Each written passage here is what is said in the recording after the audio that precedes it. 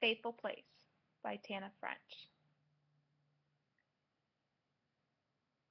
Detective Francis Mackey works undercover. He doesn't handle murder cases. But when a familiar suitcase is found hidden in a derelict house on the street he grew up on and left behind for what he thought was for good more than 20 years before, a suitcase belonging to his first love and girl he believed had run off on him rather than running away with him, he unwillingly goes back home. Soon after, the recovered suitcase leads to a recovered body, that of Frank's former girlfriend, and he finds himself not only caught in the middle of a murder investigation he has no jurisdiction over, but once more swept up in the dysfunctionality of both his family and the place he grew up in as well. Faithful Place, a street ever reliable in its failures and its breakdown of society, in its loyalty to the place and everyone who lives there, despite the residents' many flaws.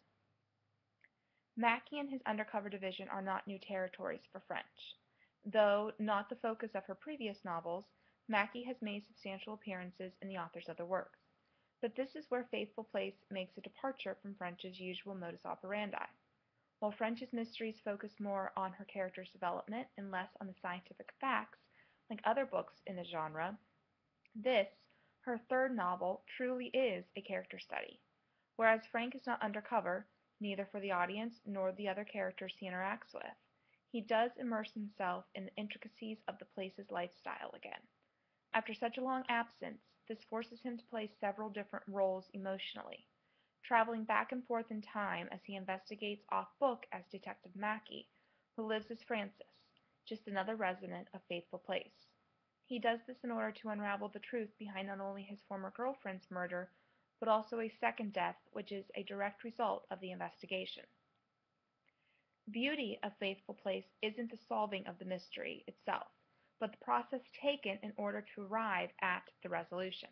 The journey Frank embarks on during the novel is fascinating. While he left the street he grew up on and his family behind in order to make a decent life for himself, there was always a small piece of him stuck in the past, wondering what if. From the shadows it dictated his every decision and relationship. So it wasn't until he finally went home again and confronted all of the complications he tried to wash his hands of, his alcoholic abusive father, his enabling mother and siblings, his family's poverty, his guilt, and of course, the girl he tried to forget but could never quite stop loving. Then Frank was finally capable of moving forward, of finding peace, even if in doing so he had to tear apart everything and everyone around him before the rebuilding could begin. This is where the honesty of French's characters can be best seen, and the veracity of her writing is only further enhanced by what, to an American reader, is the unique Irish speech patterns and vocabulary found in the work. Faithful Place immerses readers into not only a different place, but also a truly unique culture. It answers the question why more so than it does who, and that sets it apart from other mysteries. Consider this French's calling card.